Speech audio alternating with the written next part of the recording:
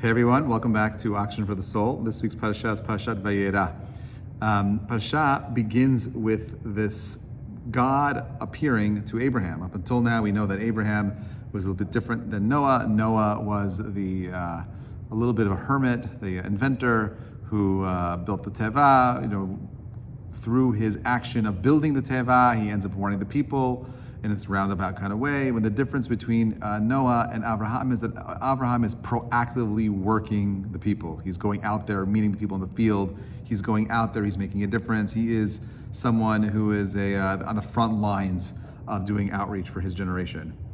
But the Perashat tells us over here, now suddenly, out of nowhere, we have no idea why, God appears to Abraham in this place called Alone Mamre. Why do we need to know where it is? Why do I need to know that he appeared to him? Why is it important?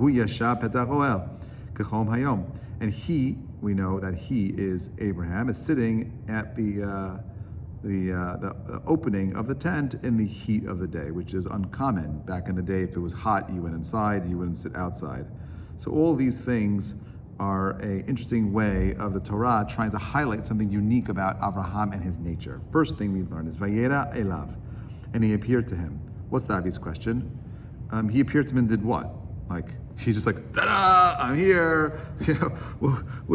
Did he share anything? Like, generally when God appears to someone, he's not just like popping by and saying, hey, I just wanted to say what's up, how are you? He's generally he's there to give you something, some information, a task, a mission, some sort of a fellowship that you have to now get onto, like with all of the other tests that he goes, but nothing, he just appears. And this is why Rashi, by the way, points out, he says, Vayera elav levaker et hacholeh. He just came to visit the sick. And we learned such a powerful idea. When people are going through struggle, they're going through hardship, sometimes it's just better not to say anything. Just showing up makes a difference. Just showing up and saying, I care, matters. By the way, how profound is it that this is what God is doing for Abraham?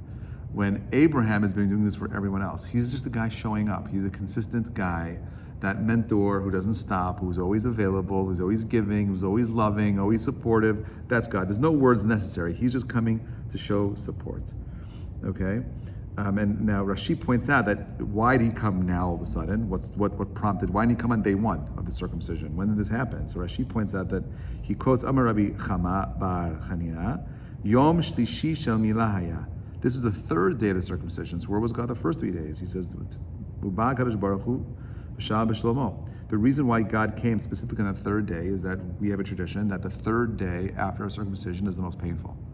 That's the time where you're most immobile. And therefore God comes in the day where Abraham is struggling the most with his decision. I mean, it's a hard thing to understand, like to circumcise yourself at a time where we take it for granted. Like, everyone's circumcised today. There's medical procedures. We understand the benefits of circumcision and so on and so forth. But Abraham lives in a world where, what did he use? Talking about stainless steel didn't exist. How did you sterilize whatever you were doing to cut yourself? If anyone was alive then, they told me he was insane. Why are we talking about the field of Mamre? Rashi points out, Haya shenatan lo etza shel hamilah. Mamre was one of the guys. Abraham has this vision. Says, I had a vision of God. He came to me, told me, dude, I gotta make a snip. I gotta be a cut above the rest. And he says, Mamre says, if this God has been with you by your side this whole entire time, you gotta be committed to your truths. You gotta be committed to your beliefs. And he encouraged them to do it. So because Mamre encouraged Abraham to carry out his beliefs, being faithful to his truths, he's mentioned in the Torah. It's via his advice. And there are other people that didn't say anything. We don't mention them at all. Now, Perashat teaches us these profound lessons about how to be a host, how to host people, how to care for people. And there's a lot of conversation about these individuals, the angels that showed up to console Abraham, to heal Abraham, to inform Abraham that Sarah was going to be pregnant and have a child, and his name was going to be Yitzchak, and so on and so forth, but also to warn him about Lot. Okay? Lot is an important character. We saw this last week. Last week, we saw how there was a war between the 4 kings and the 5 kings. The king that initiated this war, his name was Nimrod. Right? Nimrod is also known as Amraphel, or Amarpol, as Rashi points out.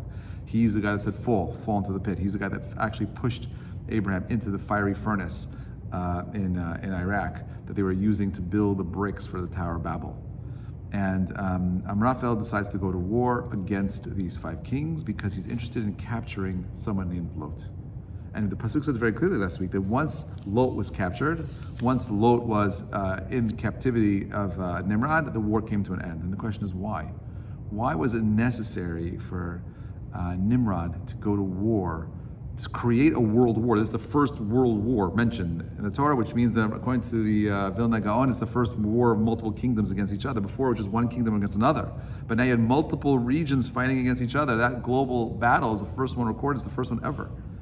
And so why did Nimrod start this? Just to go ahead and capture Lot? What was so special about Lot?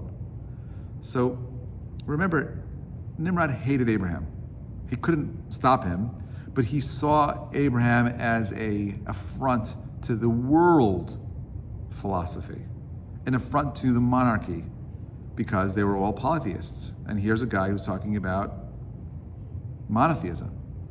So they weren't too concerned about Abraham because Abraham didn't have any kids. There was no one to pass on this philosophy to. Eventually, with all of his efforts of going out there and teaching the world about monotheism and God, it would fade away because there's no heir to carry on his legacy. So no one was really worried about Abraham. But Lot could have kids. Lot could go ahead and teach this philosophy.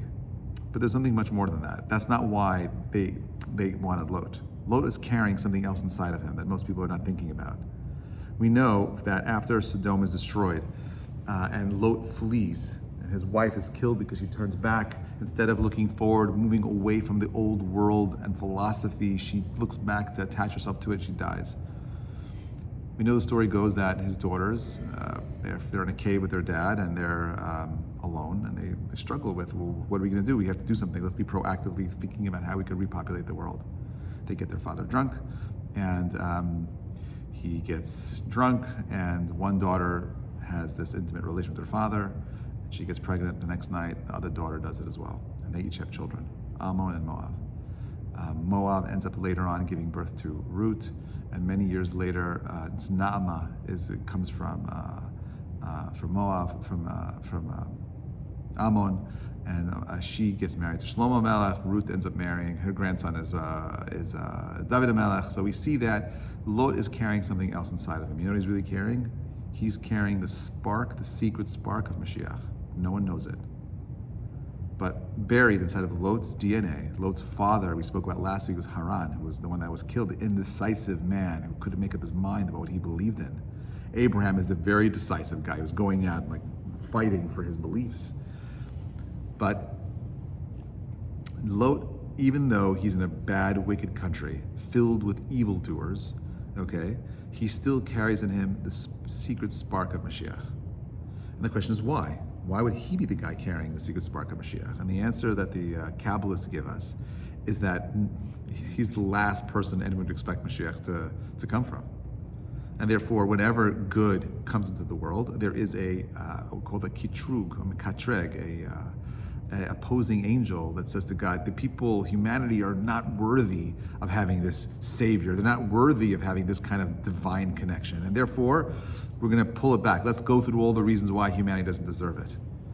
But if you look closer at the messianic story and the people that are responsible for bringing forward the Mashiach, their whole lineage is filled with all kinds of sexual deviations that don't make any sense.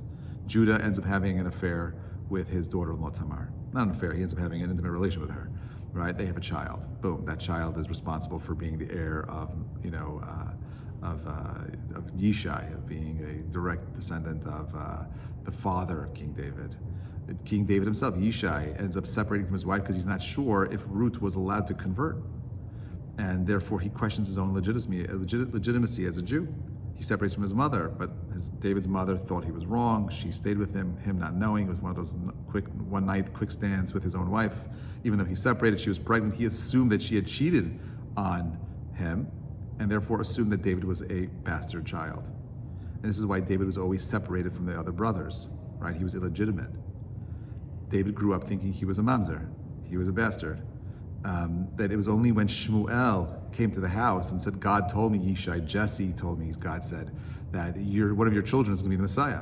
So he says, okay, let's go through the oldest. He goes, the oldest one. Nope, not this guy, not this guy. He's like, do you have any more children? He's like, I do, but the other guy is with the sheep. And that's when Yishai figured out that David was his legitimate heir. Can you imagine that? That the prophet's coming to anoint one of your sons as king, and he's like, not that bastard kid outside, but it's the bastard kid outside the whole entire time that is actually the heir and ends up becoming the king. Even when Shmuel sees David, he says, you're going to be the king of the Jewish people? What? The short little gingy redhead guy running around with the animals outside who smelled like cattle? Like you're going to be the king of the Jewish people? The Gemara tells us that when you're going to choose a leader for your people, don't choose someone who comes from the finest stock of family. Choose someone that has dofi mishpacha, someone that has a little bit of a challenging family situation, someone who has skeleton in the closets. They're going to work harder for the people. They're not going to have the arrogance. They're going to be humbled by their own circumstances. Can you imagine David thinking his whole life he was illegitimate and ends up becoming king? Lot carrying the spark of Mashiach?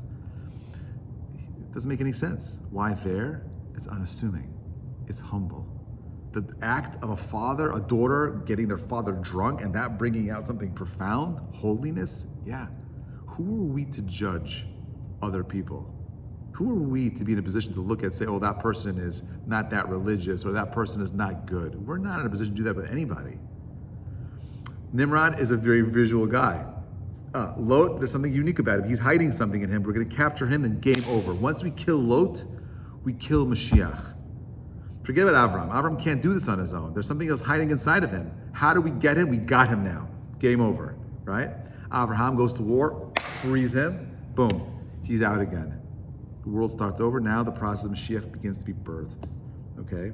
And the whole story of this week's Torah reading is really about this one theme, the theme of how far are you willing to go for your beliefs?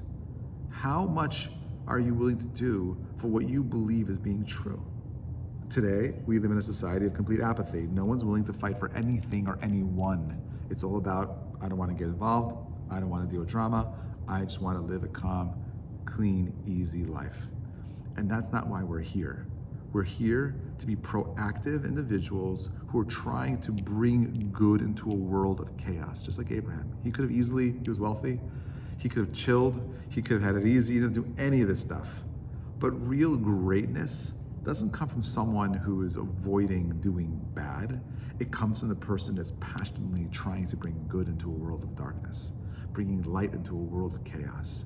That's why we're here. Vayera, he appeared. There are moments where we get clarity, and then the question is, how do we respond? Read the first 5-10 verses of this week's Torah reading. Abraham is in pain, and he's sitting outside his tent looking to figure out a way to continue his unique mission of giving to the world. He had every reason to take a break. You just went through surgery. Chill, relax, take it easy, read a book, get a martini, just like relax. But that's not what he does. That's not who he is. Because at his core, he is someone that is truly passionate about his love to give to humanity. He lives a life of greatness. And when you do that, by the way, you're happy. Simcha, happiness is living your mission statement. Real happiness is when you're doing what you're meant to be doing. That's Abraham. Our great-grandfather is someone who was a man of principle. He was a warrior, got on the battlefield to free his nephew. He went out, fights against the angels that want to destroy the city of Sodom. He loses, but he tries. Not like Noah. Noah is passive. Okay, you're gonna destroy it? Okay, I'll go along. Let's go for the boat ride. The love boat, right? He's on his way. He's on his ship, and he's okay, right? Abraham is literally fighting the people day to day, trying to convince a society that their broken ideologies will destroy them and are fruitless. The idea that there is one divine being that brought all of creation together is where all meaning comes from, all morality comes from. You lose that, you lose everything. Abraham understood what was at stake. Noah did not. Abraham is an ish chesed, a man who is totally good, able, willing, ready to get up and do action. That is what's in our DNA. When Jews don't have that clear, they can use that power for really negative things. We're our worst enemies all too often.